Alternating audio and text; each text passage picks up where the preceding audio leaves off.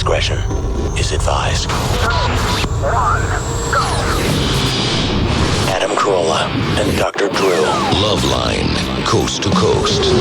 Hey, it is LoveLine. I'm Adam Carolla. It's Dr. Drew over there. Phone number 1-800-LOVE-191. Fax number 310-854-4455. Dr. Drew is a board-certified physician and addiction medicine specialist. And Adam just walked in the door. Very nice. How dare you? I mean, 5 minutes. I've 10 been minutes in my ago. 10 minutes. I've been in my seat for 13 seconds Actually, now. You've not been in your seat yet. Yes, I've been in Drew's seat. So- I'm going to see if I can fart it up before I leave. No, actually, I asked Adam to let me announce, since tonight we're being visited by Children of the Night, which is an organization designed to help adolescents, 11 to 17-year-olds. 11 to 17-year-olds. And and you were a therapist or a... Actually, I'm the program director. Vicki Balet is the program director, and we have one of the, what we call Anna, a graduate or participants, or how to... Participants at Children of the Night. Anna. Adam, you all right? Yeah, I'm trying to figure out how to get your seat to rock backward. I like to recline during the I know. show. Just put your feet up on the bed. Where is that thing? Don't you do that? Yeah. Who locked it out? It just does that. There you go. Oh, I see. Now I can nap finally. Go ahead with the interview, Drew. So I'm going to get comfortable over here. For purposes of the rest of the country, there's a huge concert that KNRK is putting on this weekend called the Acoustic Christmas, and many of the proceeds from that concert are going to Children of the Night.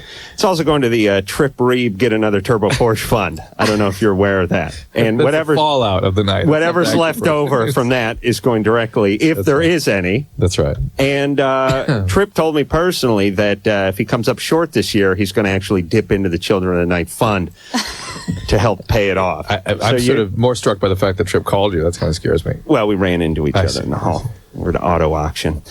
But anyway, where are you guys? Are you over on Gower? No, actually, Children of the Night is in Van Nuys.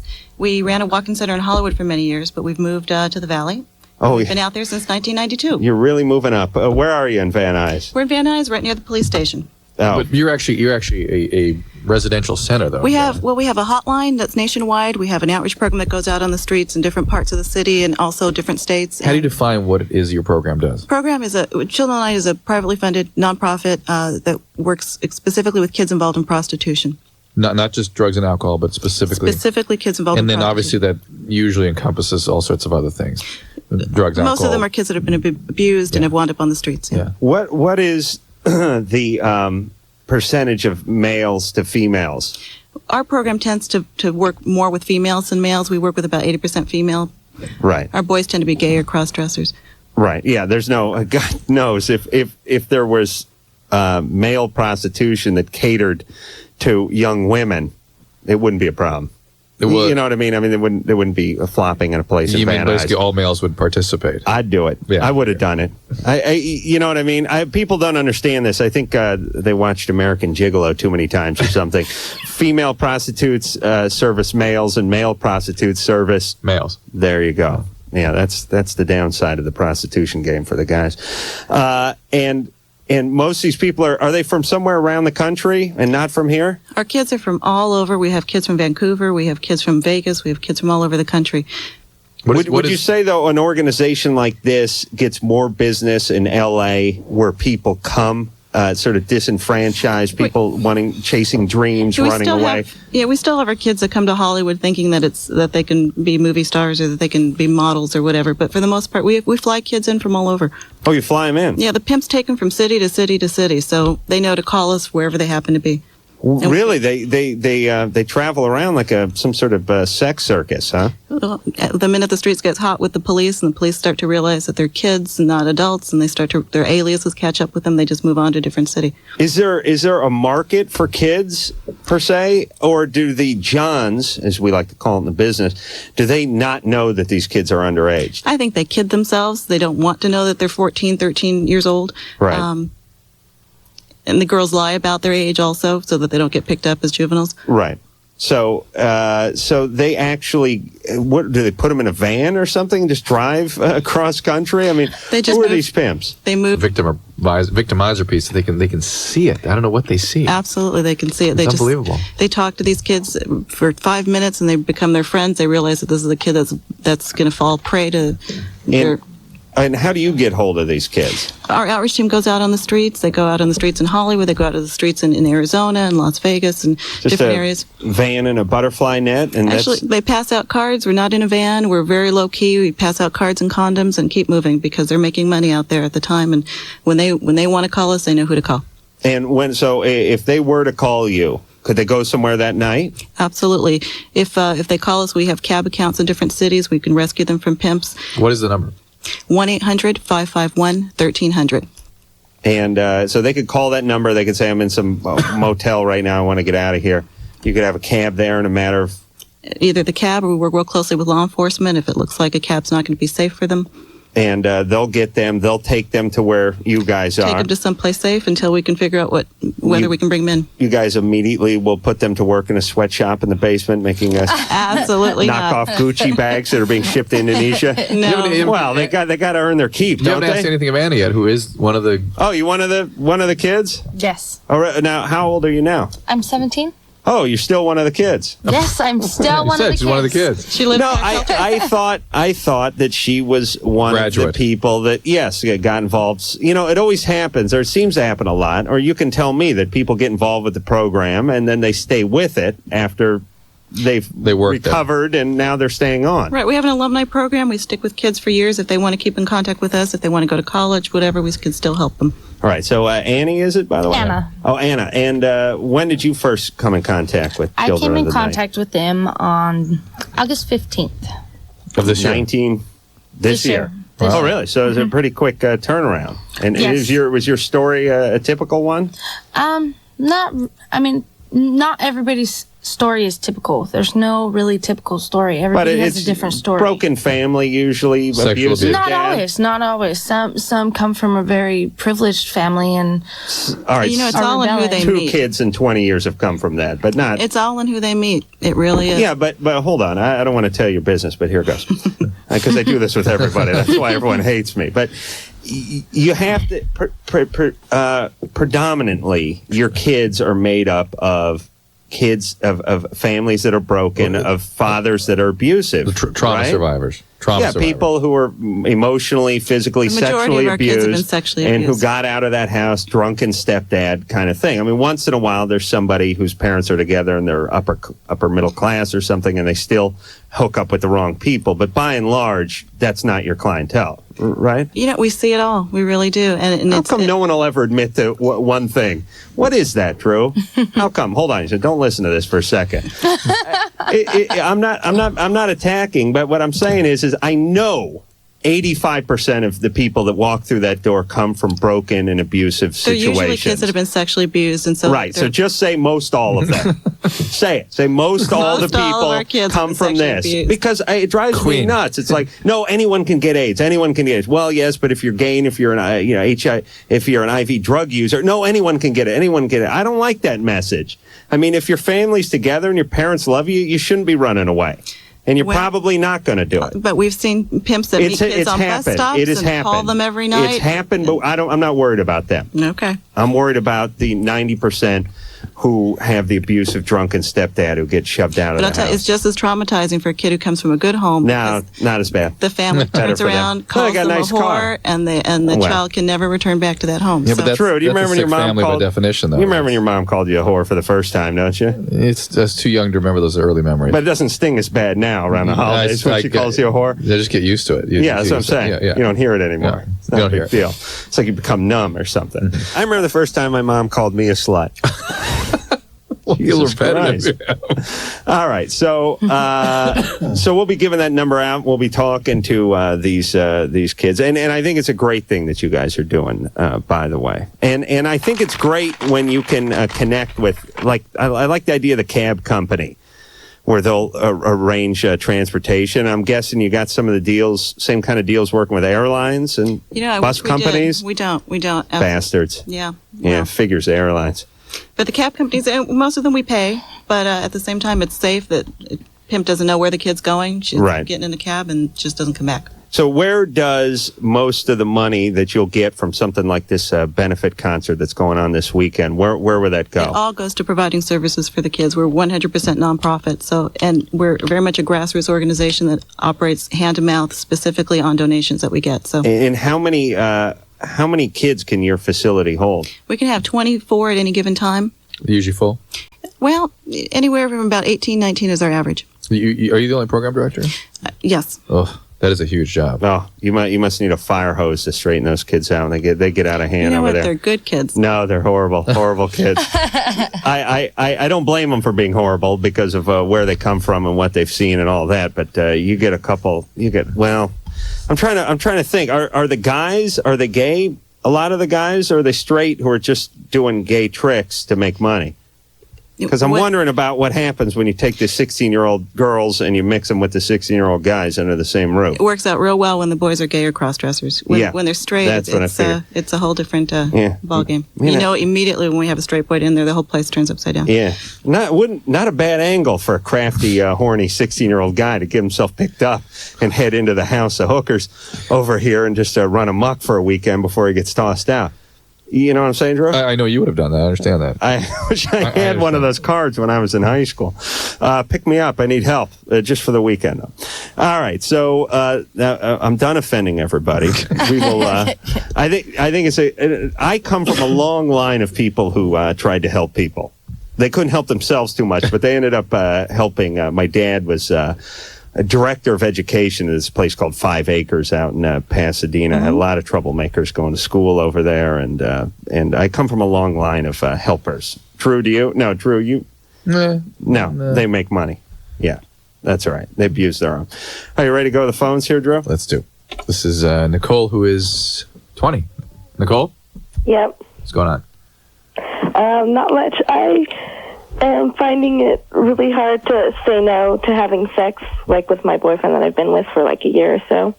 And we have sex like 3 to 4 times a day. I'd say about 4 times a week.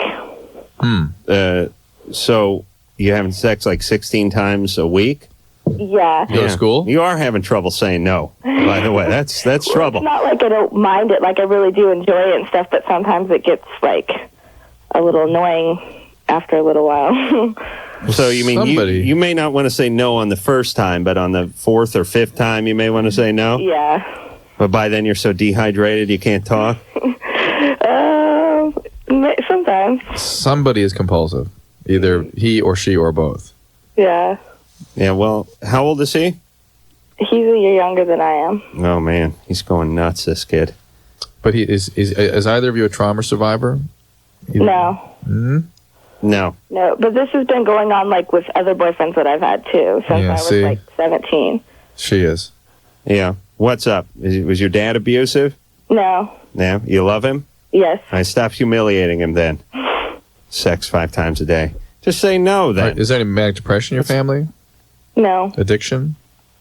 Yeah. Who's the addict? My aunt. Your aunt. Yeah, not good enough. Well, who's her sister? I mean, who is she the sister of? My mom. Mom's sister. And your mom doesn't drink? No. Your parents are together? No. All right, but nobody abuses you? She has no trouble saying no when we ask her questions. You want to have sex? Would you like to have some sex with me? No, thank you. All right. Well, see? Not so hard. You can say no. Yeah, girls seem to be able to muster that with me. All right, just pretend you're looking at me when your boyfriend asks you for sex. Oh, great. Could you do that? Possibly. Well, do you want to say no? It seems like you can say it, and it doesn't seem like you have anything up with you that's so insurmountable that you couldn't do it. Right. Well, I feel like I'd be letting him down in some way. Like a lot of times I won't go to, like I'll call in sick from work because I just want to stay home, you know. See, he may be sexual compulsive. Maybe she's just codependent to all that. Yeah, what's your fantasy? What do you think will happen if you let him down? You think he'll break up with you? He'll leave you? I never even thought about like what he would. Why don't you think about it? Why don't you begin to tune into what you want in the relationship and go ahead and assert that? I mean, listen, you're going on to the point to comply with his needs that you're actually harming yourself physically. You're hurting yourself. Mm-hmm. And you're affecting. Say she was hurting herself. It gets so far that it's annoying. It's uncomfortable. Annoying, she said. All right. You're not hurt. You didn't sprain your vagina or anything, did you? No. It's not uncomfortable. No. Okay. All right. So see Yeah, that, but you're Drew? missing work and things. It's starting to have Missing consequences. It's having consequences. Yeah, but missing work. Where do you work? At an Arby's? Where? Just at a hotel. Yeah, they don't miss you over there. I know. You know, plenty of qualified people. They're happy when you don't show up. Yeah. You guys have anything to add to this? What? How old were you the first time you ever had sex? I'm so sorry, I didn't hear you. How old were you when you first had sex? I was 16. All right. So Nothing. we expect under 12. All right. Everything's fine with you, so say no. Anna, you have anything for her? Nothing? Does it sound like normal behavior to you? True. If for you don't me- have anything to say, well, don't for twist me- her arm. I started at 11, so I don't really have anything to say about that. Was it kind of compulsive? No, it was just because my sister's my sister's saying, well, you should have sex because we've all had sex kind of thing. They set you up with an older guy? No, actually, I went out and found myself an older guy. And then So- did you become compulsive after that? No, I've never enjoyed it. Never. So I really don't. But sometimes people that don't enjoy it still compulse about it. No. All right. Another dead end. Drew just went down. All right. Well, can we let her go? Yes, She can just say no. that's right. All right. Fantastic. James, Yes. 21. All right, Drew. I'm going to have to get in that seat real soon. Yeah. What's right. going on? Hey, am I on? Yeah. Oh, great. First, I want to tell you guys how much of an honor it is to be on your show. I mean, I love you guys. You do so much for everybody. Thank you. Adam, I think you're the funniest guy around. That's true. I think actually your show should be played in every high school for a period. You know, so everybody gets to listen to it at A their requirement. Yeah. at a requirement, and so they can graduate. Yeah, maybe we take the 2 hours, we condense it down to 1 hour, and we play it during homeroom. Yeah, exactly. Homeroom. That'd be all right, as long as we're in for a taste. I mean, we need a little scratch. That's not free. Fine. What's your question, James? Well, I've got one really serious question, but I thought of one while I was waiting. I remember hearing you guys say something about a DNA test that can tell you if you're HIV positive or not. Right. Is that true? Yeah, it's Yes. available, and it's pretty rapidly. It's you turn positive, I think, within 2 weeks on that one. Yeah, they use it in the porn industry. Yes, so you can find out in 2 weeks. I believe so. I thought it also was have a- faster. They also have one that you can do cheek. in your mouth. That's an antibody test, though. That's still Yeah. 6 months. I thought the DNA one was immediate. You saying it's 2 weeks It's 2 weeks to wait for the results. for the DNA one, and it's a little more You know? expensive. Is it right away? I'm not sure. It's like $50 or $60. It's or more something like expensive. that. It's more expensive in isolate, and it's hard to find. It's only in certain testing sites. But I think 2 weeks is the window they generally use. It may be positive within a shorter period of time, but I think 2 weeks is what they like to wait. All right, James. What was your serious question? Okay, well, there was one other one. I've done a lot of drugs in the past. Is this the serious one? No, this is one All other right, one. well, listen. It'll be really quick. What do you think? We're dedicating the first hour to James and his goddamn problems? I'll be really That's quick. the one you called in for, jackass. All right, you want me to tell you that one? Yeah, I'd like that one. Jesus All right. Christ, he's sitting there improvising. Like when you got a trace going, you got some FBI. This is your telling you to biggest stall. fan, dude. Relax. I don't care. I've had enough of him. Okay, all right. There was this one night where me and this girl that I started dating, I was with my best friend, and we all had a bunch of beers and some prescription drugs, and we ended up getting really partying a lot, and then later on we went back to my house, and we ended up laying on my bed, and we were just talking, and then the girl, we were just dating at the time. She crawled on top of me, and we started kissing and stuff. And then I was like, well, why don't you give my friend Steve a kiss? And so he. All right, so one thing led to another. Unless Steve is the name of your penis, that was a bad choice. And what's the question? Well, so they ended up. We know. What's the question? Why is it? Why Wait, what did they end up doing? they ended up Having sex. starting to have sex, and then we No. had a threesome. Oh, okay. Good time. Okay, and Well, hold on, Drew. Drew, are you reading that on the screen? No, you tell us where he's going. Just listen. I know, but you get to the point where he says she gave him a kiss, and then you cut him off and say you're cutting off the good part. I didn't know they had sex. So you guys went all the Well, way. Anna's shaking her head. Do you have something to say about that? yeah, we basically. Come on. Oh, leave her alone, Disgusting. Drew. Good. It's horrible. Absolutely revolting. Drew, you got to get out of that chair, buddy. So you had sex, Something magical about this chair? and there is when I'm in it. With you, it's just like putting a couple sandbags in it. Never. All right, so you watched your friend have sex with your girlfriend. And the question is? And then we switched off, but now it's like that's Right, one. well, at least he got some. Yeah, now? It was just like 3 hours long, 4 hours long. But anyway, like we started dating after that, me and the girl, and now I kind of like I don't really respect her a whole lot. Just Didn't he describe her as his girlfriend? Yeah. Was she your girlfriend when this all came down? No, we just started dating. I see. And so now you have trouble taking her seriously. Yeah. I see. Well, that's not surprising. So when you're done with the orgy, you got her phone number? Well, I knew her. Create all sorts of powerful feelings that you can't predict. Whether or not you're in a relationship and then bring a third person in, whether or not it's somebody, an acquaintance that you develop some powerful feelings for in the course of a threesome, there's still very conflicted, very powerful feelings that result, and they essentially always are unhealthy. It destroys relationships, or it disrupts them at least. And this is not the greatest, healthiest sort of foundation for a relationship. It's doomed, James. Yeah. Doomed. Do you hear me? It's not going anywhere. So I should just enjoy yourself. You weren't getting married to her anyway. I know. Just have some fun, see where it goes, and don't take the pressure off yourself. I mean, think about this, Drew. How many relationships have you freaked out over that turned out to be nothing, where you could have just enjoyed them? Do you know what I mean? Yeah, that's 75. 75, yeah. Right. I mean, that's my point. Every guy does this. You get some girlfriend. You're 17 years old. She's 16. She slept with one of your buddies from the soccer team before she slept with you. You obsess about it. You have a crappy 18-month relationship where you obsess about her sleeping with one of your buddies, and then you break up. Now, the reality is you probably were going to go off to college somewhere and break up anyway. You might as well just have a good time. You know what I mean? It's like showing up to Disneyland and obsessing over when you have to leave. Just go ride the goddamn Matterhorn, and when it's time to go, you go.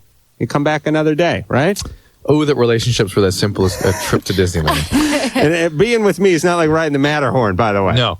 It's a small world. Just being a partner of yours on radio is not... All right, jackass, you're getting right out of that Yes, seat. I am indeed. We're going to take a little break. Drew, you want to send us a break? You gonna screw that up real quick before we go? Or all right. Oh, Adam, why don't you read it? No, you read it. That's you, buddy. Go ahead. Go ahead, buddy. I'm going to talk about the guy whose girlfriend died in a car crash, if you let me read it. That's fine. I'll find some humor in it. All right. Will is 18. His girlfriend died in a car crash, and he is having visions where he's seeing her. Beautiful. Interesting. Very funny. We'll be right back. Oh yeah, everybody now. LoveLine, I'll be right back. This evening, LoveLine is presented by Car Toys, right here on 94.7 KNRK, the new rock alternative. This is the show known as LoveLine. With your hosts, Adam Carolla and Dr. Drew. 94 LoveLine 7 KNRK.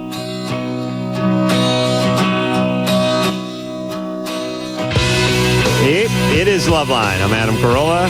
That's Dr. Drew over there. Phone number 1-800-LOVE-191. Oh, I'm just getting angry because... Hold on a second, Jack. Vicki Balet and Anna are both here. Vicki works for Children of the Night. Anna is one of the Children of the Night, who's, I guess you could call her a graduate of the program. She graduates next week. Next Friday. Oh, they do have a graduation? Yes, we have cake, It's a big deal. balloons. The balloons we let off, and each person gives the person that's graduating a wish for them.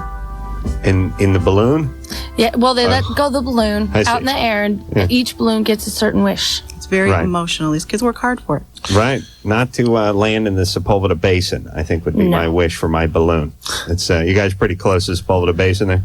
It's God's country out there, really. So your planes fly around. So I spent 3 days looking for a model airplane. I crashed in weeds about 8 feet high. It's good times. I actually brought a ladder down there and set it up so I could see in the middle of this weed field. I was like a conductor at the halftime of a football game, leading the band.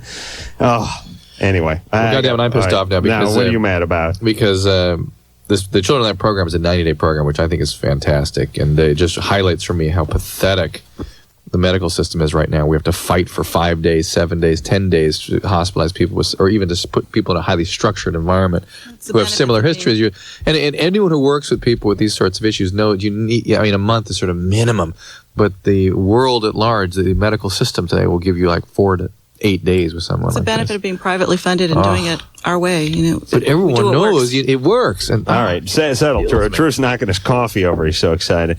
You care too much, Drew. I keep telling you not to care. You do take keep- some of those sleeping pills. you do You keep wash telling it me down that. with some red wine, like I do. You're mellow. You're good, unless you're driving. Then you're pissed as hell. That's a different situation. Phone number for any of you out there who may be between the ages of 11 and 17, or maybe an older gent in his 30s with a fake ID. The number is 1-800-551-1300. If you're on the street, if you got a pimp that's turned bad, if you got trouble, if you need a place, this is where you should it's go, only right? people who have been involved in prostitution. Those are the kids that we work with in the shelter. How do you establish that that's what they've been doing? How do you Ask know them. that? But I Ask mean, them. they could lie to get in. Well, you sniff them. You can tell real quick. I mean, there's Yeah. kids. Oh, here's- When you're out on the streets, Yeah, you- this is you- where my dog comes in. I got dogs that sniff people. Know where they've been. You know what I'm saying? Venereal sniffing dogs, every kind of dog. I could have a dog worked up for you guys, worked by the front door. we train our people to do that on the hotline. So Oh, they pretty much. sniff it out on the phone? Nice. And yeah, I guess, and plus, it's probably not the kind of thing that most people would say they did if they weren't actually doing it. I mean, you probably don't get a whole ton of people And claiming. we often have to read between the lines. You'll have a child that has been maybe staying with a 27-year-old man. She's 13. She's I'll tell you, you have a privately funded place that's doing great work with the kids, the victims.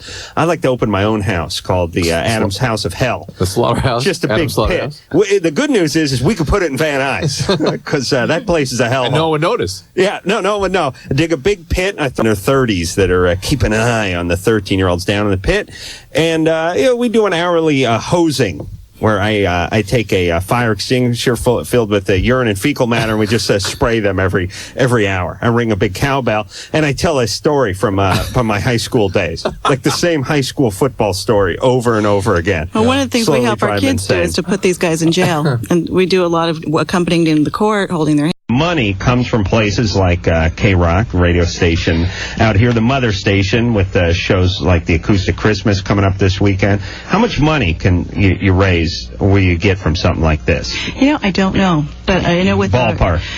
I couldn't tell you. Does it drive you insane that so little of these issues are heard in the public domain? And yet there's such a massive common... We have kids from every socioeconomic class. You're seeing one end of a spectrum that's even larger. You're seeing the tip of the iceberg, Right. really. The most But we really have more people are interested in pets than people. in this country. Yes, Yeah. I mean, you will hear on the news and with celebrities or not, you'll hear more coverage at 10 hours to every 10 minutes on what they're doing to save the pets, the whales, whatever it is. You see Betty White up there squawking about some sort of Shih Tzu camp for rehabilitation for bad hip Shih Tzus or something. Yeah, you know what I'm saying. But forget about. And occasionally you get a little argument of, well, sexual abuse really doesn't exist. People are just talking about it more. Yeah, it's effing break. Well, it's a homeless ridiculous. dog you can take to the pound and they'll take them in. You know, with kids, it's if you ever try to find Well, them it's a their place fault. to Don't stay. you know that? It's their fault. Well, and they dye their hair funny colors. They should not do drugs. That's their They fault. curse too much. And Yeah. I'm being facetious. I hope you understand that. But that is the consensus, and it's the way, I believe it's a sort of coping mechanism that people have when tragedy strikes other people in order not to... No, it's that same sick thing that people have that makes 9-year-olds pick on each other. It really is. We just are out. We're awful to people that are. We trodden people that are done. I know. But when you hear about some tragedy where there's some gondola in Europe gets hit by a A-10 and 110 tourists fall to their death, you think to yourself, well, they shouldn't have been going skiing. I mean, you have to make it okay somehow so you don't go insane. Right. And all of this stuff, whenever something horrible happens to someone, you have to sort of make it their fault, because if you didn't emotionally, it would burden you, and you'd have trouble sleeping that night. I really do believe there's a sort of a a human quality that makes stuff people's fault. Well, Then we take all the energy we have saved up from that and we go right to pets. Oh, look, they didn't ask for this. Right. They didn't ask to be born out on the alleys. They didn't need this. They're going to be put to sleep. You know, now we got too much energy with the goddamn pets. Because now we've detached from the people, they're not even humans anymore, we can help drive them down. Right. Okay. I give a rat's ass about pets. I'll throw them in the same pit with all the pedophiles. I could care less. And all you kiss asses who worry too much about animals, you all drive me insane. Really. We're worried about your kids who hate your guts. Then get to the cat, for Christ's sake. Will, 18. Hey, what's going on? Hey, first one I want to say is, Adam, you're the best, and I like your, I know you're talking about with the trash man coming to your house at 4 o'clock in the morning. Oh, tomorrow. No, 6:30. Tomorrow morning. He'll be there at 6. Always has a backup alarm going every time. 6:18. I've said it 1,000 times. I would rather 500,000 kids get ran over a year than me getting woke up by another one of those goddamn beepers. And here's my thing, too. You are an asshole. The backup beeper should beep 3 times. All right? If you can't haul your sorry ass out of the way of that dump truck by the 3rd beep, that's Darwin running you over. That ain't the guys driving the truck. I've had guys shift that thing into reverse and just leave it. You know, it'll just stay. They'll be talking on a cell phone. We had a guy park. I know. I go nuts about everything. We were having a meeting in an office once. Some guy was pulled up on the street with a semi-truck. He's had it thrown in reverse and then went and got a cup of coffee. Oh. We're all sitting around this table, 10 people trying to hash out some comedy thing. We realized, we all looked at each other. After a half hour, this beeping never stopped. We had to go break into the guy's truck and put it in neutral. Drives me insane. And by the way, does the beeping have to be so loud that the whole neighborhood hears? How about just the guy behind the truck? Can't we direct it at him? Well, you know, don't worry, Adam. They will pick the metal trash cans up and bang it so loud you won't hear the beeping. No, they're plastic now, but it's the beeping. And how many times you got to go into reverse as a garbage man? Don't you just drive forward and pick up trash? What'd you forget back there that's so important? All right. Sorry, Will. Yeah, tomorrow morning, everybody. Be by the Corolla house. Between 6:18 and 6:20. And your mailman? He'll be right after Mailman that. be there 5:30 in the evening drunk. With a bad attitude. All right. Go ahead there, Will. All right, so anyways, I was at the Glamis Desert this Halloween weekend, and I don't know if you guys know, but it's a pretty big, holiday, I guess. What desert? The Glamis Desert. Is this what is that thing called? Burning Man? Burning Man thing? No. No, it's like big party and stuff like that. Sure. And but anyways, I was out there with my girlfriend. This is like a couple months ago, you mean? Huh? You said Halloween. This Halloween 2000? Yeah, this Halloween. Okay. So I was driving my new truck that we just made in my shop, and we were driving down the Sand Highway, going like 50 or 60 on these huge whoops made to go off road, and these kids pull out in front of us on these little bikes, and so we turned real quick to avoid it, and we rolled the truck like 7 times. And part of the roll bar that we put in the truck like the weekend before, it went right to my girlfriend's lungs and punctured them, and we were like 30 minutes away from like camp. So we had to drive all the way back to camp, and then we waited like 30 minutes for the ambulance to come. How could you drive the car after you rolled it 7 times? It's pretty sturdy. All right. I had to stick my head out the window. Oh. And I mean, like, it was like when we're done, the 2 back axles and the 2 front axles were bent, so the wheels were all. And with her Yeah, and she was, so she was, sitting there, and that's my last vision I see. And then they hauled me out of the car when we got back to camp, and they took forever to get her out, and then she died on the ambulance on the way back. It's like a 45-minute drive back to the hospital. How old was she? Huh? She's 18, my age. So this was 7-8 months ago? No, this 6 months ago? This is why I'm going to go insane, because this Wait a minute. Well, hold on. Oh, Halloween. All right, I'm screwing around. I'm thinking of the next Halloween. I'm thinking she's going to die. 2001. Yeah, 9 months from now. Yeah. This is why I go insane, because this stuff just kills me. Yeah. How long were you guys together? Like a year and a half. Yeah, and she's been helping me through everything. Like, she helped me start my own business and everything. All right, so now this is bad. I don't think I'm going crazy or something. I mean, no, I'm normal, but I'm driving to school, or I'm driving someplace, or I'm out in the desert. It's even worse. And I look over my seat, and it's I see something there, and I know I'm not I know she's not there. It's I get crazed. Or sometimes I see somebody sitting there with me, and they all freaked out. How responsible do you feel? I mean, I feel really responsible. I constructed the whole truck. I mean, I made the roll bar, everything. I mean, I built it from the ground up, and then it killed her. I almost feel like, I need to go take my truck out and just roll it again. All right, so but listen, Will. There's no quick fix here. Yeah, I know. This is serious trauma. You want to talk, Anna? My mom died when I was 17. Well, when I was 7 years old, and sometimes I feel like that. Like you see her. Yeah, and I believe I'm not really into God. I don't know if you are, but personally, I think that my mother is watching over me. She doesn't have to be in heaven. She doesn't have to be anywhere. She's just watching over me. And sometimes I dream about her. Sometimes I'll turn around and she's there, and then I'll double take and she's not there. And I think I may only be 17, but I've been through a lot, and I think that your girlfriend is like a guardian over you, and she's trying to tell you that it wasn't your fault. You couldn't have done nothing. You did all that you could. There's nothing else that you could have done. You tried to get her to the hospital as soon as possible, and I think that she wants you to, be at peace with yourself and not blame yourself for her death, because you may have constructed the truck, but you're not the one that put those children in front of your vehicle. Yeah. And I don't know if that's going to make you feel at ease more, but sometimes it happens to me, and I just think that when that happens, your family member or your loved one wants you to be at rest and know that it's not your fault, and that they truly love you. I don't think she's watching over you personally, but I don't think so either. But the good news is that's not in a bad way either. Yeah. I mean, you get another girl one day, she's not watching you have sex with her or anything. And here's the thing about watching over. You're always watching over. You can't do anything. Yeah, you'd be done for. Yeah, no flirting, nothing. Well, here's the deal. It's a horrible, tragic thing, and there's really not. You can get some therapy, time. This is very new for this kind of thing. Oh, very new. I think he wants to know though about these visions. Well, she's like the only person brought me away from my bed, family and stuff. Yeah, but listen. Yeah, but do you want to know about about the visions? Yeah, I'm freaking out. I'm like a normal person. I go to San Diego State. I mean, I'm listen. San Diego State. It's very common. Well, that's junior college. It's very common when there's been a sudden, unexpected death for there to be these sorts of experiences.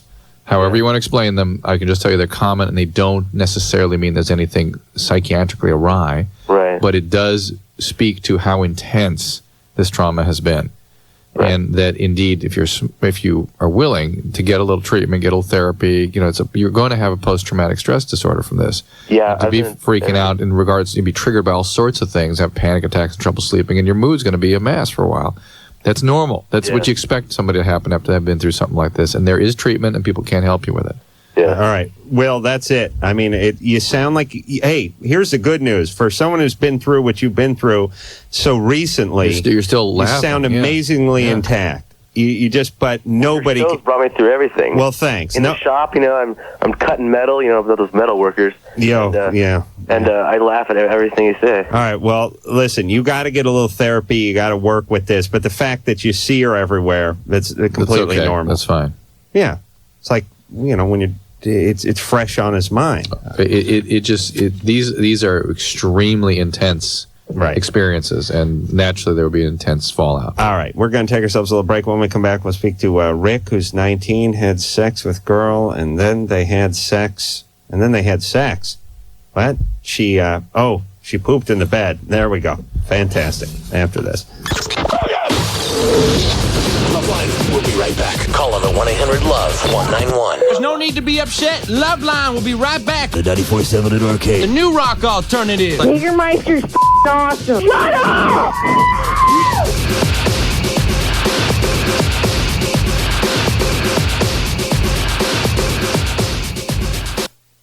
Welcome back. So glad you're here. LoveLine. Listen up, huh? We're back to 94.7 NRK.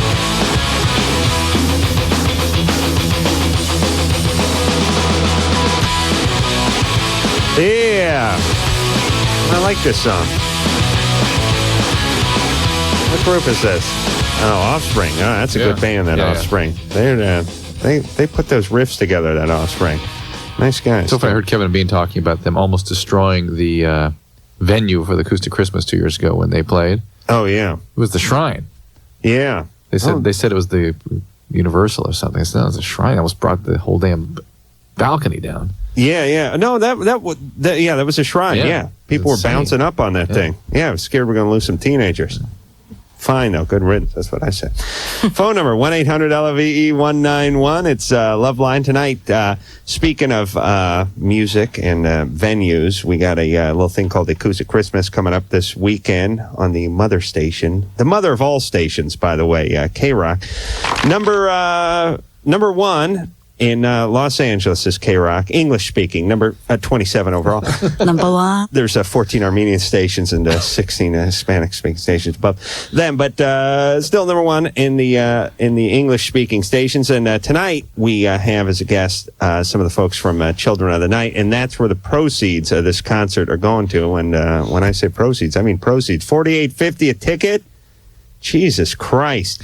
In addition, there's a band called 8 Stop 7. Is that the name of the band? And 8 Stop 7. And the proceeds from their CD are actually entirely going to Children of the Night, which is an organization, a residential program for treating young 11 to 17-year-olds with history of having been out on the street and in prostitution. And let me say this about this, for those of you who want to donate some money to this, every penny, it's like you donate a dime, you get back $1. I mean, if you take a look at where a lot of these kids are going, most of them, Costs a lot more to keep them in jail. a lot in jail. At least they ain't paying taxes. I mean, there's trouble here. You know what I'm saying? Yeah. We should get behind this. Forget about from a compassion standpoint, just pure monetary. Just from a purely monetary standpoint, we should get behind stuff like this, right? 80% of the kids that we work with stay off the streets. Wow. So That's huge.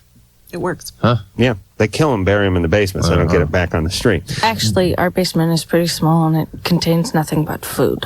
Yeah, well, that's what they call it. It's a Soylent Green. They're using they feed. That's where we put the kids that didn't listen to They us. feed the kids. sure. They feed the naughty to the righteous. That's my plan. That's what I'm going to run. To the basement monster. When I run for president, that's my platform. I will feed the naughty to the righteous. You know who you are. Thank you. Now, this 8 Stop 7 CD, it's a great opportunity for kids to help kids because it's only $1.99. Wow. And if you can purchase it at any Tower Records until January, you can purchase it on the website at towerrecords.com. We're going to play a song from it next hour, I think, too. So. $1.99.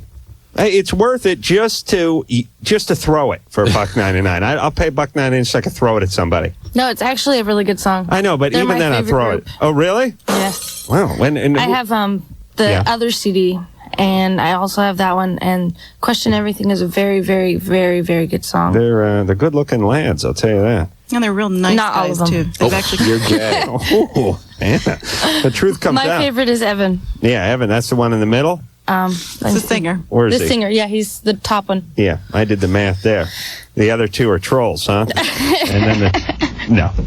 Well, they all look good as opposed to the pictures Drew and I take. Oh. Where we all look bad. Yeah. All right. Let's hop on the phones. Rick? Nothing to do with the subject matter. No. You're 19. What's up? Well, how's it going, guys? Good. Excellent. I had a crazy night last night. I was hanging out with a girl, and we started having sex. And she had to get up and go to the bathroom real quick, which was fine. Comes back, same thing happens. She needs to go again, and comes back a third time. And we start having sex again. You know, it's getting more heated. And I start smelling something, right? Well, you know where this is going. You explained it before the commercial. It smelled like crap. Yeah. And so I excuse myself, come back in a little bit, and, she's like, yeah, well, I guess I should go. You know, it was kind of like, she knew what happened. I don't know. What's your question? She leaves. Well, I'm just telling you the scenario here. And I noticed there's a little... We understand where you're going with this. Well, What's the no, I question? don't understand exactly. Who was this girl? Girl I was dating. You dating her for a while? Not too long, though. How long? A couple forget weeks. First time we ever had sex. So you'd gone out on a handful of dates. Sure. Okay, see you, Rick. Idiot. What do you mean, sure? Yeah. I don't care if he's. I don't care if he's making it up or not. I He don't is like making that it up. sure answer. Yeah. Well, the problem with everyone who calls this show who's bogus is they say a lot of nonsensical things. Like, I met this girl, she crapped the bed, so it's like I smelled something, so I picked up and left. Okay, how do you know her? She's my girlfriend. What do you mean? So you picked up and left? Well, we didn't know each other that long. Yeah, it's just. It's these guys they'd be horrible. I mean, a cop could get them to confess to murders they weren't even in the same country for. Yeah. It's really one of the cornerstones of being stupid, Drew. Yeah. It really is. Yeah. I believe that wholeheartedly. Mia, Yes. you're 26. Yes, sir. What's up? I just have a question here. You know, the curiosity thing? Yeah, boy, you're 26. Yes, sir. Wow, why is it? Where are you from? Atlanta? Atlanta. Yes, sir. Wow, you sound older than 26. What's going on? Really? What's the question? Okay. The question is about orgasms. Okay. Where exactly does the gusher orgasm, all the fluid, the real orgasm For men or for a male or a female? For female. For not all women gush. Gushing is not all women gush, I understand. I didn't gush for years, but I gush now. Oh yeah. It's real good. And I'm just kind of curious. Sure. You could put out one of those logs in the fire, right? The west, the chest, and the whole, Yeah. the thingy. Sure. Yeah, sure. I mean, it's really neat. It's just there are a whole series of glands down there that Skeen's glands and Bartholin's gland and whatnot that produce fluid, and there are glands in the wall of the vagina, and they all have potential to produce fluid that can be released. And so it just produces the fluid, and it's just it's glandular material in the area. That's fine. Wait, you want to collect? Oh, it's fine, I'm sure. You want to collect it and use it for something? No, I don't think I want to collect it. It's good wallpaper remover. Oh, you think? I was going to hang some wallpaper next week, but I need to take some down, so maybe after tonight I'll... Who is this, Ellie Mae? Ellie Mae. even her saying Ellie Mae makes her sound like Ellie Mae. Say Ellie Mae again. Ellie Mae. You got a rope holding your pants up? How did you know? I know. You love them critters, don't you? You know it. All right. Your dad doesn't have a rocking chair strapped to his pickup truck? No, man, my Granny rides? Dead. Oh, okay. Oh. All right. Oh, now I'm going to hell for a fifth time. All right, Mia. Good luck with that novelty vagina of yours, all right? Thank you. All right, good times. We're going to take ourselves a little break. We'll be back. LoveLine. 1-800-LOVE-191. We'll be right back. Hey, monkey boy, you're listening to LoveLine right here. 94.7 NRK, the new rock alternative. Get out your nebulizer. Okay, terrific.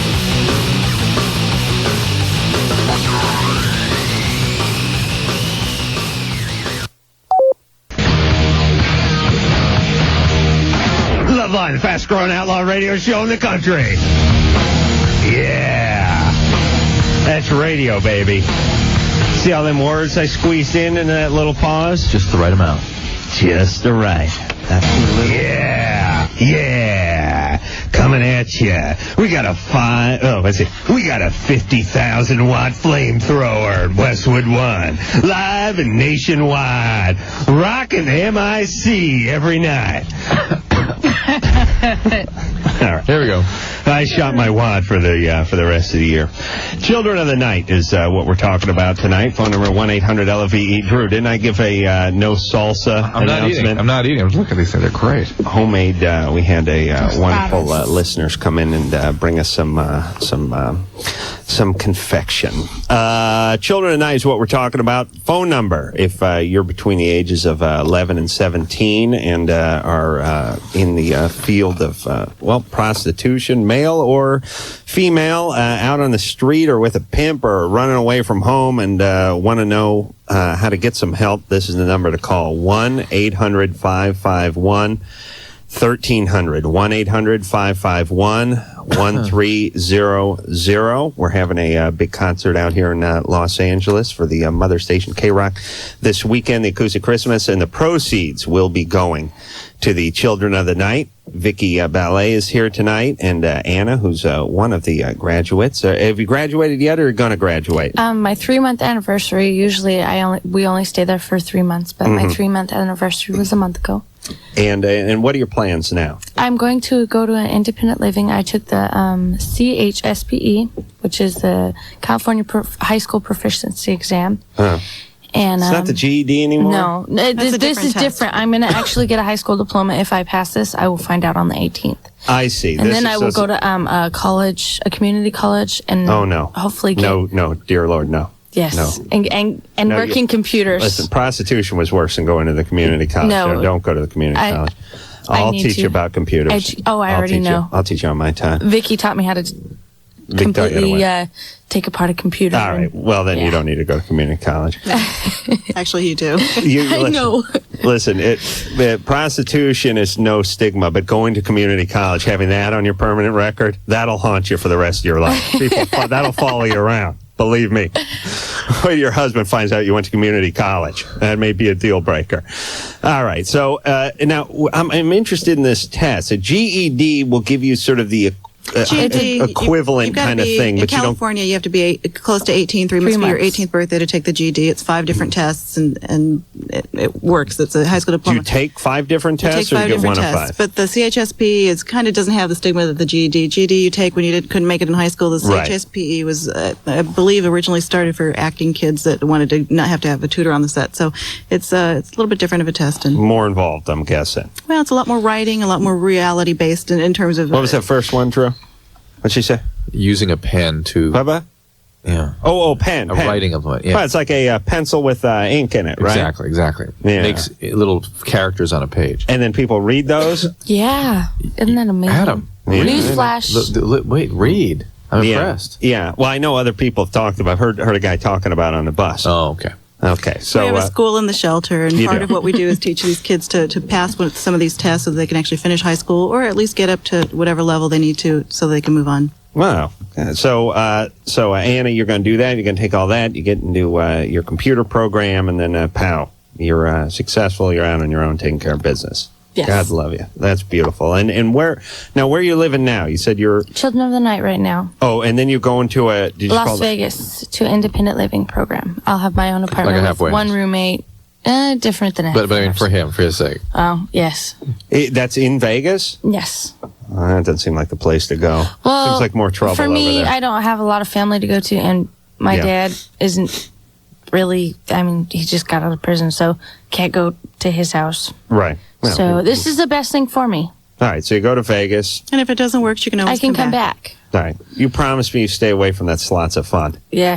Do you ever have any impulses to go back? No. Not anymore. You did for a while? No, it wasn't. No, I only did that for survival. It wasn't because I wanted a pimp or because I wanted the money. A lot of the money that I got, I spent on other people, not necessarily myself. I spent the money on food, clothing, and a place to live. And the rest, once I spent it on $300 on a little boy's birthday party, a neighbor's birthday party, because his parents couldn't buy him anything. So not all of the money went to me. Right. But fast money goes as fast as they make it, so they can never have anything to show for it. Yeah. That's why my family always told me, make the slow money. Make the glacier type money. If you can get a nickel an hour, that's much better than $100 an hour. You won't spend it so fast. Particularly when you've been turning tricks to get it, you want it out of your hand. The memory is just, you want that out of your hand as quickly. That's interesting. And well, also when you're 15 years old and you got a few $100, I imagine you could go through that. The majority pretty of our kids are turning that money over to a pimp. Very few of these kids get to keep even a penny of it. The pimp refers to it as his money, his hairspray, his everything. Right. So, Anna, you had a pimp, right? No, I didn't. No pimp. Eliminate the middleman. Yes. So you didn't have that situation. All right. Drew, you still with your pimp, or did you guys part ways? No. I just, personally, I can't see myself or anybody else getting the crap beat out of them for money that they didn't make, or they did make and they spent it on something. When they did the work, they went out and did it. And some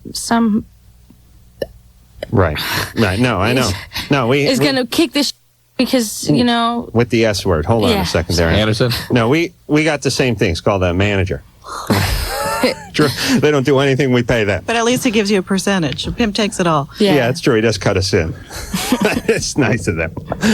All right, Karen. Hi. Okay. Well, I'm 20 and I'm a virgin, and I actually met you guys last night when Mika was there as part of her little entourage. But basically, I was the wait a minute. Which one were you? I was the blonde girl in the all black with the stripes around her boobs. Stripes the around her daughter. boobs. Yeah. Oh, the daughter. Yes. Yeah. Okay. So. Well, wait a minute. I was trying to make you're the one driving the Porsche, right? Yeah, that was me. I'm trying to figure out this. Minka brought in with her an entourage last night. which were her boobs, but then there were people too who came, and there was her husband, right? Right. Or manager. Or manager slash concubine, husband, slash best friend slash best friend's boyfriend, who happens to be my dad. So I was the daughter that tagged along. You were the daughter. Now you got kind of a rack on you too. Is that something that was? Oh, natural. God gave you that? Yes. Really? Yeah. I'm only 20. Oh, Jesus Christ. But basically, I mean, I've had a totally normal childhood, and then when I turned 16, my dad went through his midlife crisis. No kidding. You know, he started dating all these little girls that were like my age, practically 24-year-old porn stars. Yeah. Now your dad. So basically, I'm completely shut off to relationships, and I just want to know how I can like start opening up. How does she get over her dad? Well, we met your dad last night, right? He's a great guy. He's completely involved in my life. What does he do for a living? We're in the jewelry industry. No, that's trouble. No, it's a good thing. And geez, he barely had an accent. I didn't know he was in the jewelry. I thought you had to have a strong Middle Eastern accent to be in the jewelry. Not in Beverly Hills. No, okay. All right. So where'd you get that?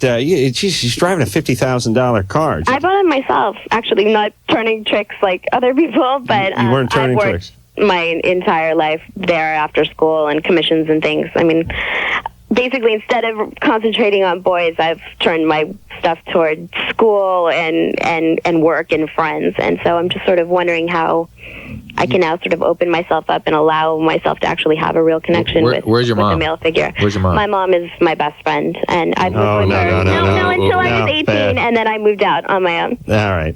So you're still working with your dad, right? No, my father does other things now. I work with my mom. She owns the store. What does he do now? He's in the Okay. stone industry. He does hotels and things. Yeah. Stone industry? Yeah. Yeah. Different kind of stones, not diamonds. Yeah, he does like. Is that a code for something? No. He's doing like marble and granite, and that kind of work. Yeah. What is your dad's nationality? Because I've never met a guy who. He's from New York. He's from the Bronx.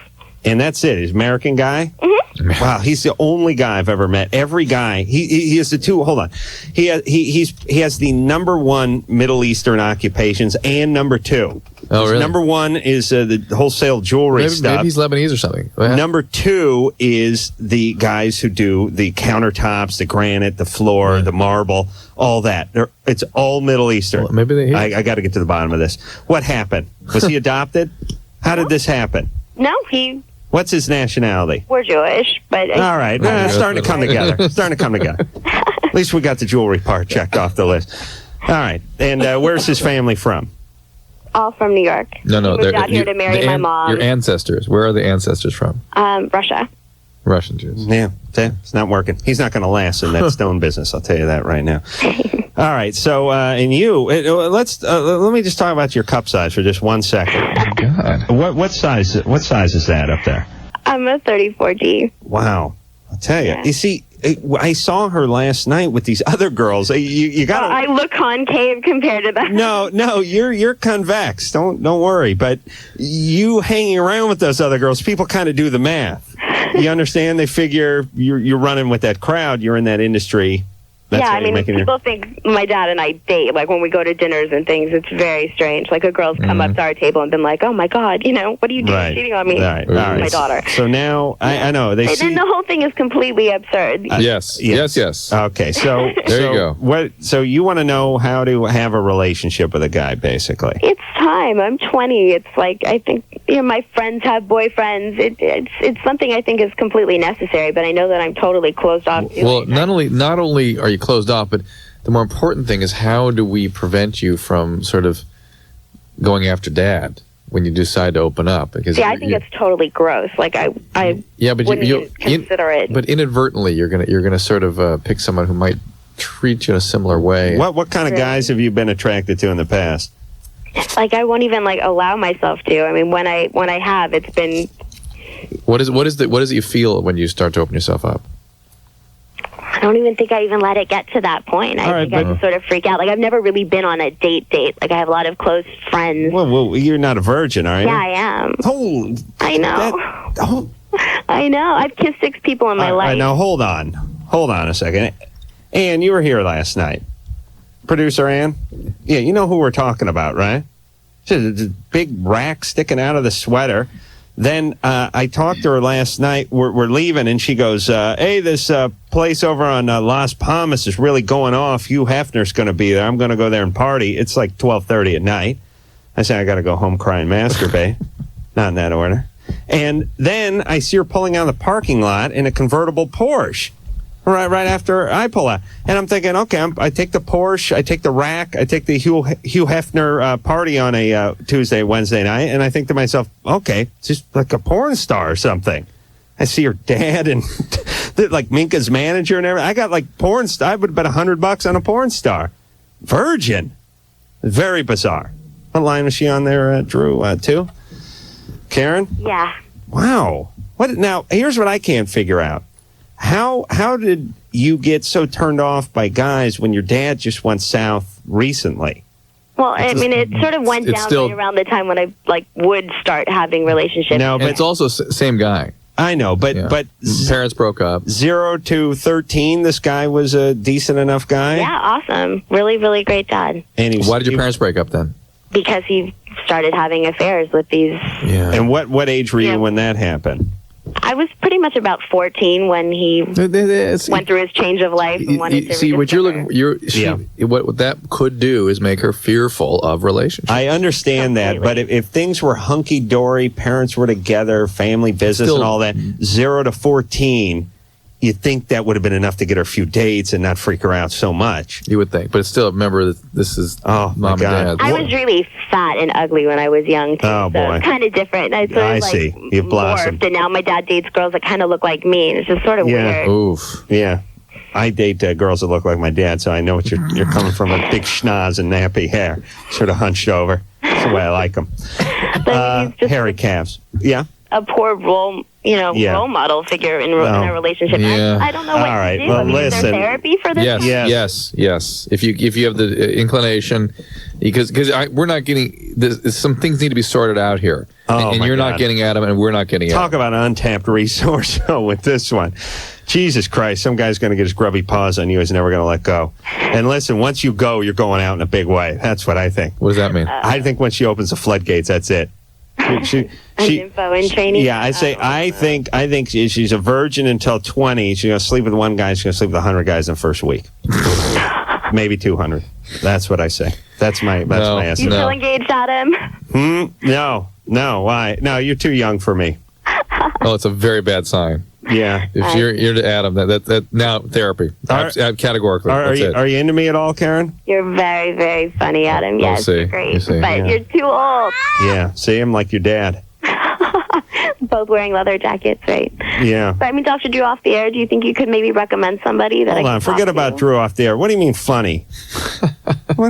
I'm kind of handsome. You, Adam. You're hysterical. I listen to the show. I know, but I look okay, right? Yeah, you're cute. You're much more handsome in person than on television. Handsome. Thank you. Because you get the funny thing, and it really sounds like they're dodging something there. You attracted me? You're funny. That doesn't sound like a compliment.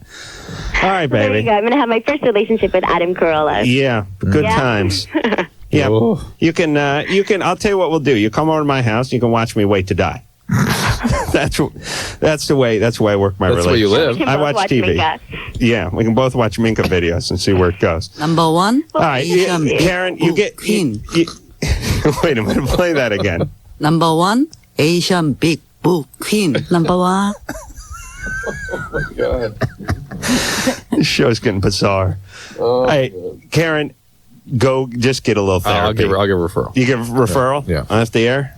Oh my God. Drew, did you see the rack? Excuse me, girls. I mean, this was, I couldn't believe she wasn't, I thought she was part of the big boob entourage.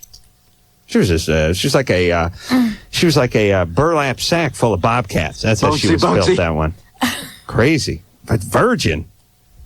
Never would have guessed it in a billion years. All right. Are we ready to move forward here? You getting paid, Drew? Yeah, no. Pete? Hello? Pete, you're 25. What's up? Hi, how are you? Good. I guess it's a couple of questions, but I'm just going to start like with a little story. I'm 25. I'm married for already 2 years. I have a 1-year-old daughter already. And ever since my wife gave birth, I guess I don't know if it's mentally a problem or physically a problem. She just doesn't have any more sex drive. And Is she on any medication? Is she on any medication? Is she on any medication? No, she's not. Has she been depressed since the delivery? Excuse me? Has she? Yeah, was she on. depressed? Has she been depressed since the delivery? Well, maybe like a month after, but we're already a year after that already right now. She's all right. Postpartum depression can can occur and or persist for any time within a year of delivery. Well, All right. Drew's wife had it for 3 years because she had triplets, right? That's right. She's allowed a little more. That's right. Pete, Yeah, you say she gave birth how long ago? around a year ago. About a year ago. And how is she with you? Is she like you? Yeah, very much. I mean, we have sex maybe twice a month, maybe once a month, and that's really bad. But when we do, I mean, she really likes it. And what was it like before the baby? it was totally different. I mean, she would be even more of an initiator than I was. Yeah, this may all be the biology, her biological change from the pregnancy. Yeah. Is she on birth control now? No, she's not right now. She's on no medication of any kind? No, nothing. All right. Well, sometimes getting on birth control after the pregnancy can sort of kickstart things again. And sometimes it's the stress of being a mom. Sometimes it's the symbolic meaning of being a mom. There's all kinds of things that change after a child enters your lives. Pete, are you bugging her for sex? Oh, yeah, I'm bugging her a lot, and she's Women getting hate annoyed about that. it. Yeah. Women hate She's that. getting Yeah. annoyed. Well, they Like, pretend if to I hate bug it. her anymore, she's not going to give it anyway. That's right. Yeah, but listen, Pete, you got to change your angle of attack here. You know what I mean? I got a really big problem because I'm going to work every day. I mean, no matter where I am, I'm all the time horny. Sure. I can't stop thinking about it. I mean, I All right. masturbate maybe 3 or 4 times a day. It's a little light. Yeah. I like to see you get that up to 5 or 6, but that's a different problem for 3 or different 4 night. times a day. You ever get them off at work, Pete? He has to. Not at, well, while I'm at work, no, but I take Sometimes. my car out. I mean, for a ride, maybe, yeah. He's 25. Takes his car out for a ride. Jesus Christ. What the hell's that headliner look like? You take your car out from work? Or you just yeah, take... on a break sometimes, yeah. I do it on a break. Sure. Other people are sitting around drinking coffee, smoking a cigarette. Assuming he's an alcoholic. Pete's taking the Pinto around the block for a quick jack break. I hope you work at night. Do you work at night? No, I work during the day. No, you do this during the day. Where do you go in your car during the day so you can get that kind of privacy? You just park in a tunnel or something? No, I got a big car and I got tinted windows. Nice. The Jackmobile? Nice. Excuse me? Okay, Pete. Where do you work? Well, anyway. Where do you work? What kind of Where place do do I you work? work in? Yeah. I work in well, I don't want to get really specific about myself. Is that all right? I see.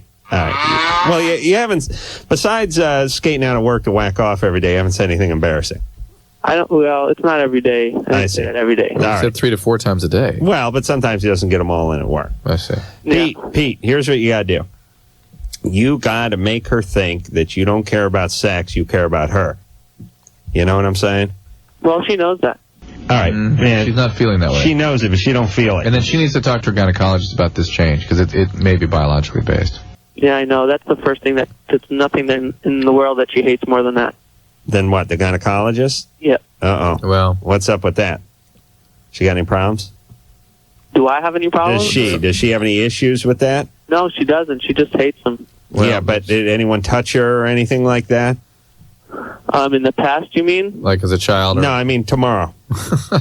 Let's say next week. Yeah, Well, can you're I put you talking down about, for like her parents? No, put you down for molestation? I got the 19th open. You free? Say between 10 and noon for a little molestation. I'm session? 120, 200% sure that she wasn't. You're 200%. Okay, as opposed to 500 or 600%. Seems a little light to me. All right, because once you get over 100%, it goes to 1,000%. You can keep going. Well, here's what I'm saying. If you're going to go 200%, now the percentage scale is up to 1,000%, so you're low. I always say 10,000%. You know, the thing I like, I love as much as 110% or 200% is literally. This guy scared me. I literally jumped 25 feet in the air. Literally. I literally jumped out of my skin. Literally. It's like, wait a minute, hold on. Literally? Yes, literally out of my skin. So you shot out from your skin. And so you say, literally jumped out of my skin. Literally. Yeah, see, when you can't do that with literally, can you? No. Well, I guess you can do 200%. You can do literally. We'll be right back. Pete's got to be nice to her, and she's got to go to the gynecologist. And we're gonna play a song from 8 Stop 7 after this. LoveLine will be right back, so get your problems ready. Right now, you're enjoying LoveLine on 94.7 NRK, the New Rock Alternative. Well, hell yeah! Terribly sorry, Pocket. Not at all unsure.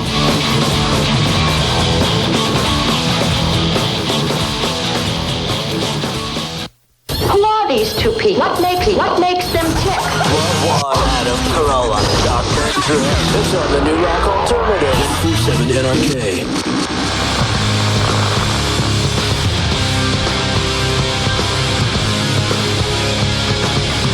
Yep, LoveLine. I'm Adam Carolla. That is Dr. Drew over there. Phone number 1-800-LOVE-191. Tonight, we're talking to a couple of folks from Children of the Night, a very worthy charity, which is going to be the recipient of some money that we're going to raise this weekend over here on the mother station, KNRK, out here in Los Angeles. The big Weenie Roast, Acoustic Christmas concert, and all the proceeds are going to Children of the Night. And how's that work? Who'd you guys beat out? Do you have to make a Vicki? Do you go out and try to raise funds? Obviously, well, our executive director and founder, her entire time at this point is spent fundraising and trying to make sure we can stay open. So I think we just have a lot of friends. And they approached KNRK, though, obviously. I don't believe so. I think someone called us.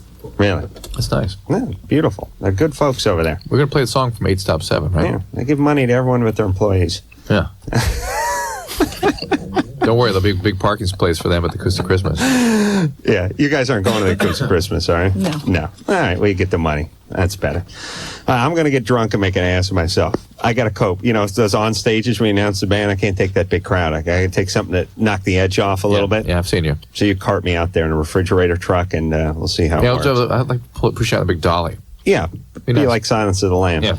All right, this is a band we're going to play now. I have no idea who this band is, but I'll tell you, this band, all the proceeds that they raise, or at least some of the proceeds, 100% of the proceeds of that single. 100 off this out of two. Question everything. Out of 200%, 110%, 100%. 100%. So that's 50%. $1.99 off of this single will go to Children of the Night. Yes. A very, very worthy cause. And like I said, $1.99. For $1.99, it's worth it just to get your hands on the jacket, just so you can put other CDs in it, right? Because you know those ears always break off. But let's give it a listen. This is 8 Stop 7.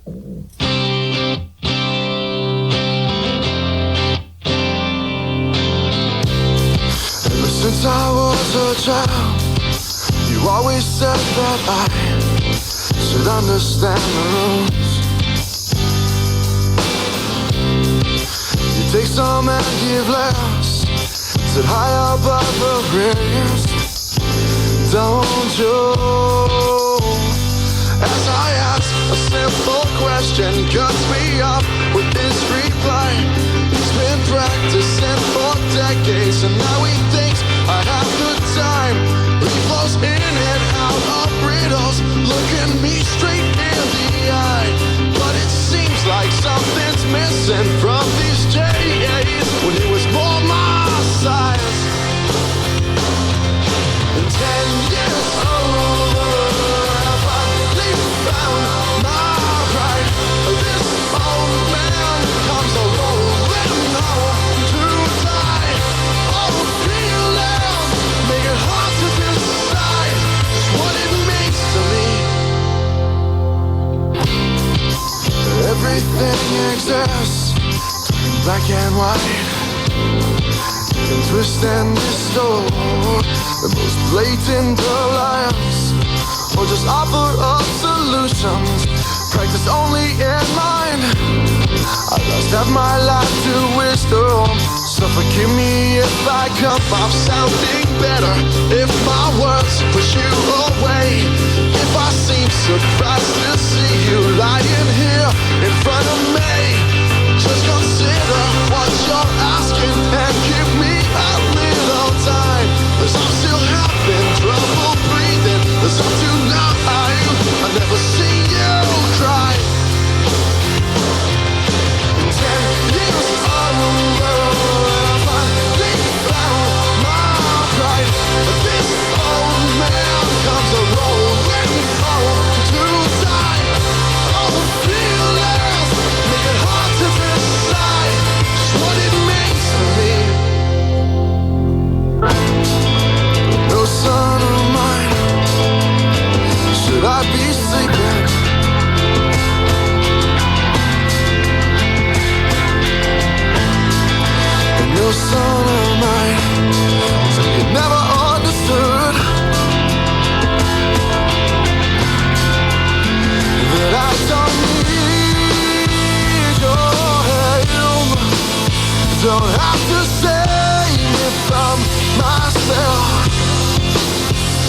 take me out to prove that I should live a life like you. As I ask a simple question, cuts me off with this reply. He's been practicing for decades, and I am listening this time. He falls in and out of riddles, stories change without the wine. But at least he seems much clearer on how it feels to be my size.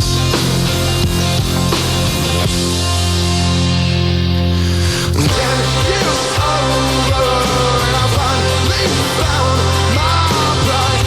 This old man comes rolling home to die. Oh, feelings make it hard to decide just what it means to me. Just what it means to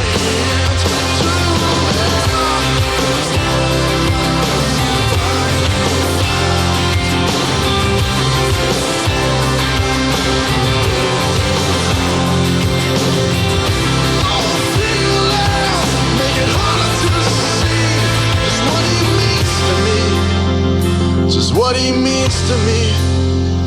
Just what he means to me. Just what he means to me. Wow, that was good. I wasn't expecting that to be good. That's good. 8 Stop 7 is the name of the band, and you can get the CD where, Vicki? At any Tower Records until January, or you can order it online at towerrecords.com. And for a very, very worthy cause. You get some good music, and you give the money to the right people instead of those pimps who run the record companies, right, Drew? Otherwise known as the man? That's what I always say. Question everything is the name of that again. 8 Stop 7, and all the money. And it's $1.99? $1.99. Nothing. That's chump change, especially for me because I'm a millionaire, literally a millionaire, literally. And you just literally jumped out of your skin too. Saying. Yeah, literally. All right, ready to? Who cares? Michelle. Michelle. Yes. You're 20. Hi. What's up? Well, I have this really, really good relationship with my mother, and Did you say good? yeah, it's really Yes. good. I mean, I love her to pieces, and well, I have a problem when it comes to telling her that I'm gay. I see. You're 20. Okay. Yeah. You have a girlfriend right now? Yes, I've been with her for almost 2 years now. Okay. Where's your dad? My dad, well, he left home around the same time I did, so. Which was but when? Oh, I see. It didn't have any effect on me, really. When was it you left home? When I was 18. 18. I see. So they broke up then. Yeah, and he lives in another state now. Yeah. Do you love him? But deep down, yeah. Oh, deep But down on some I level. do hold some resentment for him because he left my mom, and she was really having a hard time too. So Was that only when you were 18 that all went down, or had it been going on for a long time? yeah, well, they around maybe when I was 8 or 9, they weren't as close as I see. they used to be and stuff like that. What turned you gay? Anything? No, Nothing? I just ever since I was little, Just into girl? I was like girls, yeah. All right. You're gay. Were you an only child? Huh? Only child? No, I'm the youngest though. I see. Of how many? 6. Whoa. Good. What are you guys, Catholic? Huh? You guys Catholic? No, we're not religious at all, actually. Yeah, just 6 kids. Just stupid? What's your dad do for a living? What? What's your dad do for a living? Construction. Oh, fantastic. I'm sure you guys live like kings on his salary. Idiots. Yeah. All right, so you're the youngest, right? Yeah. Is that good? So everyone's out of the house? All but one. All right. Yeah. And you have a million nieces and nephews? Yeah, I just got my my second great niece. Great niece. Great niece, yeah. My nieces are having children now. Oh, my Same God. age as me and stuff. All right. So anyway, we listen. God bless you for being gay and not having any kids. I wish the whole family would go gay. And do you think you need to? Is now the time to sit mom down and tell her? Well, I don't know if now would be a good time because the holidays are coming and things are really tight for her right now, and her mom's almost dying. Yeah. She's really sick. And Let her mom die. Or you go over there and kill her so you can tell her you're gay. But why don't you let her get through mom and in that process. And she's only 2 years out from her husband leaving, right? Yeah. Yeah, give her a little time. Why do you? What's in it for you? Why the hurry? Oh, it's because I'm really in love with who I'm with. Oh, you see, you want to bring her to the Christmas and stuff we're like that. on terms of marriage and stuff. We have identical tattoos on our ring fingers. And Well, that's I wanted to know how happy I am. Hold on a second. When you get the identical tattoo on the ring finger, that means it's going to last forever. Of course. You have to, because it is written in ink on your flesh. Yeah. Yeah. Identical. Yeah. That's it. Then that's love. Where the hell was she, Karen? Over here? Fine. No. Where was she? What are we? Are we high? 4. Okay. Hey, Michelle? Yes. All right. So you want to bring her around. You want to start that process. Well, yeah, they've met her, and I don't see how they can't see she's gay because she's, screams out, She's kind of butch? Well, no, not butch. She's just... Who's the guy? Is she the guy in the relationship? There's no guy. There's no guy? No, she's just tomboyish, Oh, so she's the guy. There's no guy, though. Well, I mean, we drove up to my mom's house on a motorcycle. Okay.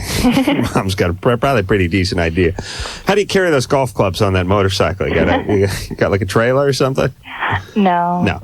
All right. Well, your mom knows. And listen, I do think you should tell her, and I'll say why. We tell a lot of people on this show not to tell their parents.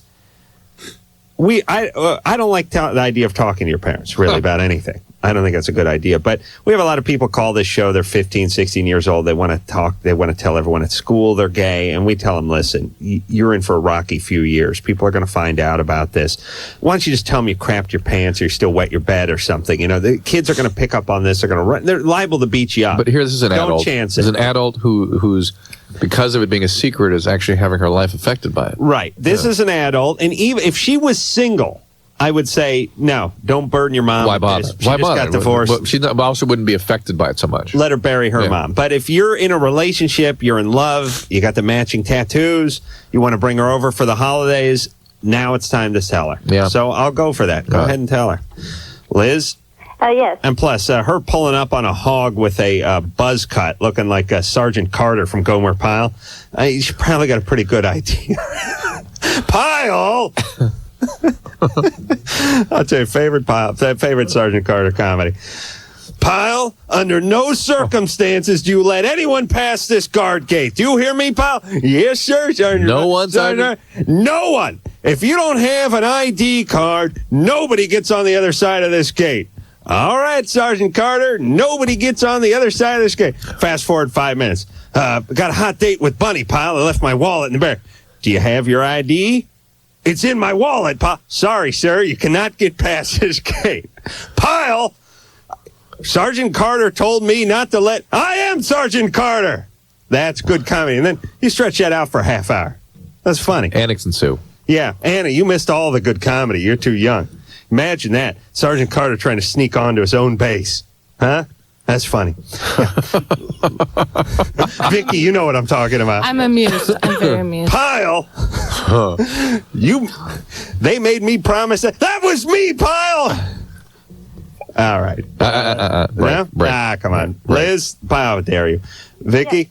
Liz, sorry. What's up? I have a question. I recently came in contact with the guy that I lost my virginity to, and he just happened to be coming back down to where I'm from, and so we ended up hanging out that day and everything, and accidentally making out and stuff like that. And then he invited me to go over and visit him in New York and everything. So, almost no matter where it goes from here, the fact that it was an accidental makeout suggests to me this relationship is flawed. You know what I mean? Whenever people are it is flawed. Whenever people are giving into attractions that run counter to their instincts, which is what you're saying. It was like, I shouldn't have done it, but accidentally it did. Yeah. Forget it. Stop right there. I don't want a relationship with this guy. No, well, stop. Well, you're in. So stop. Well, I want to be his friend, though. Oh, please, Liz, please.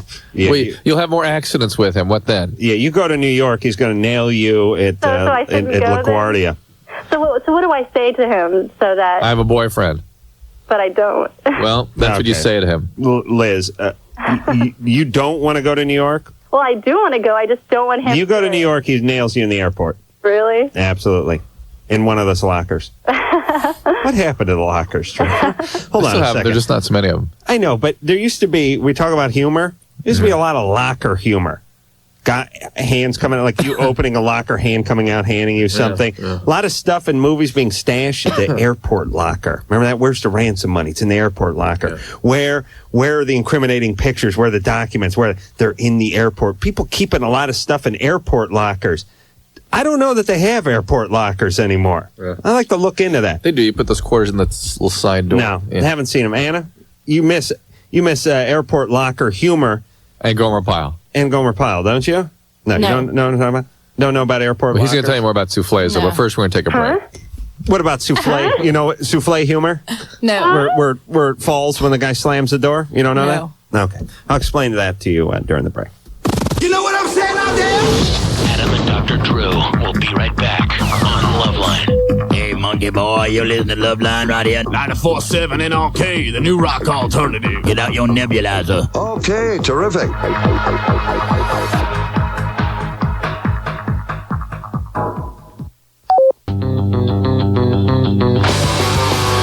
Pile!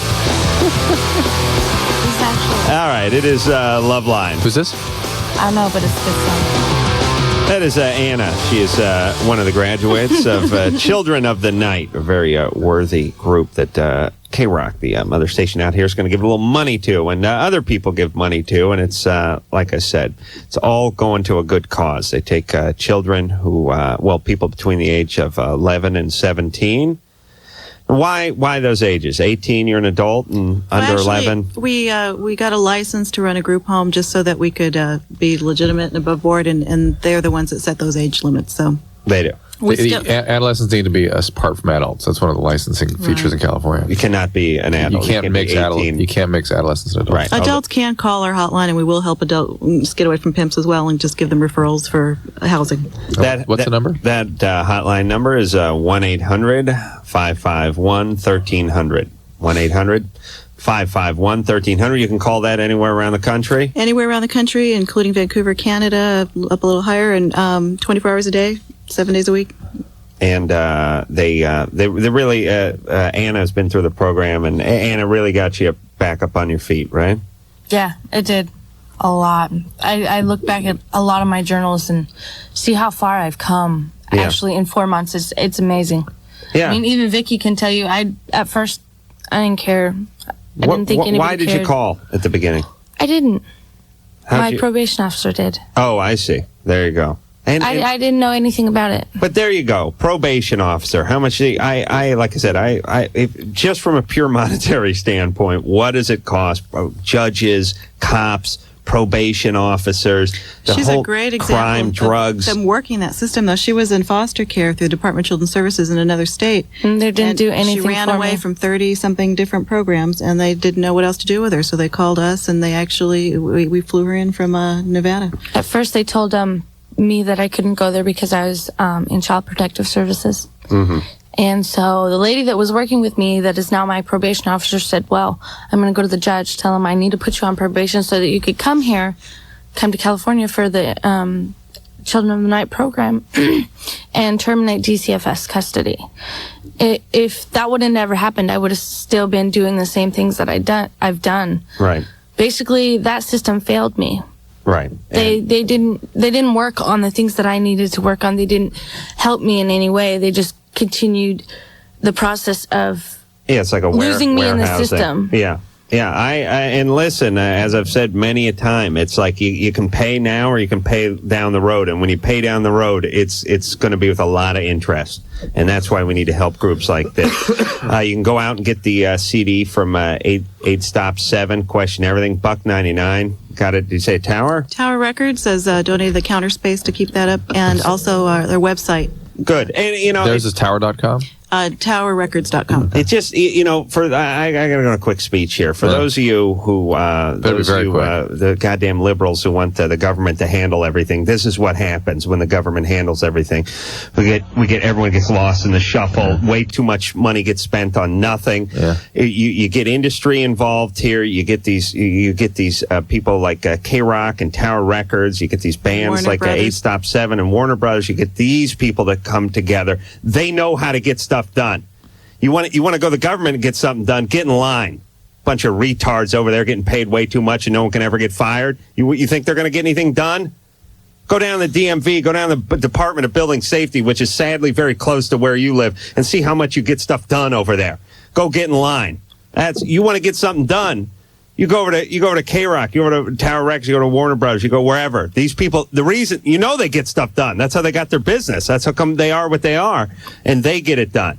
And I'd like to see more of that. And also, the private sector shuffle. allows a lot more flexibility, so you can actually do what needs to be done. Well, it helps kids. Yeah, it's not just one big ball of red tape where everyone's shuffling their feet trying to kill time before they can go take a lunch break. A lot of arbitrary rules are put on that. You can only keep a kid for 2 weeks because, after all, we have a limited resource. Blah, blah, blah. These 90 days they get treatment here. And if they need longer, we can keep them longer. It's completely individually based. Yeah. I'd like to sponsor one kid. Could I do that? Just pick one kid?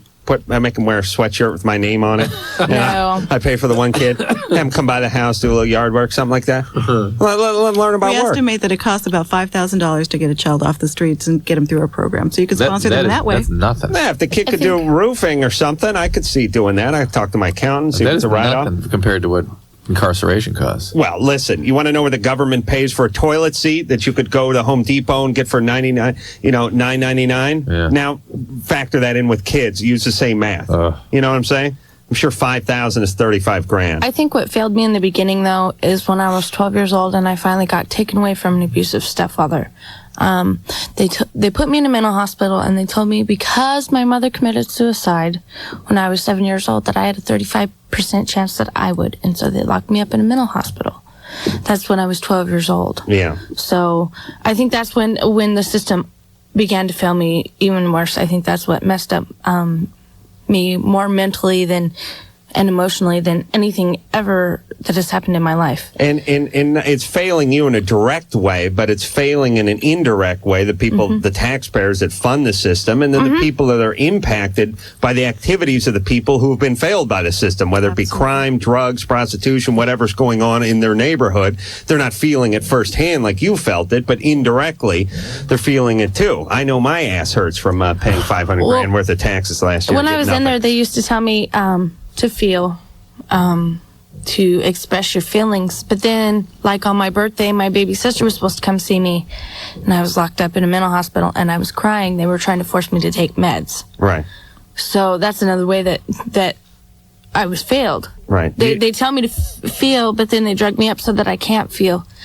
It makes absolutely no sense. What meds were they giving you? I was on Trazodone, Wellbutrin, Depakote, Prozac, Paxil. All at the same time? Different times. True. Can you get me some of that? Yeah. You don't feel on those? They drug you up so bad. A lot of the times they'll overdrug you to where you sleep all day. You don't remember anything. You don't feel at all. And it just makes it worse because when you come off the drugs, you're feeling all of that and it overwhelms you even more. Right. All right. We got to take ourselves a break. Merry Christmas, everybody. Take them serotonin reuptake inhibitors, and we'll be back after this. LoveLine, back in a minute. This evening, LoveLine is presented by Car Toys, right here on 94.7 NRK, the New Rock Alternative.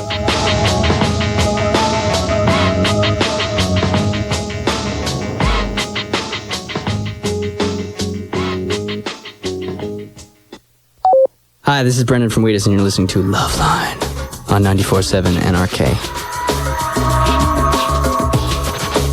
Yeah, there we go. All right, everybody. Here's the number to call if you're between 11 and 17 and you got some problems, you're out on the street and into prostitution and God knows what else. 1-800-551-1300. 1-800-551-1300. I want to thank Vicki and Anna for coming in here from Children of the Night, a very worthy cause. Thank you.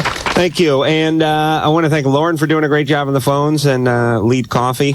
I want to thank producer Ann for really doing a great job all week booking and getting us all lined up with our tickets and helping us out. And, of course, the ever-changing colored-haired one, known as Engineer Anderson, who's putting in big weeks over there at the junior college and doing a wonderful job over here in the real school of life. Nice. So, until next time, this is Adam Kroll for Dr. Drew saying mahalo. You love fat camp, don't you, Lardos? This has been LoveLine. The opinions expressed on this show are not necessarily those of the staff, management, sponsors, or this station. The producer for LoveLine is Ann Wilkins Ingold. LoveLine is a presentation of Westwood One Entertainment.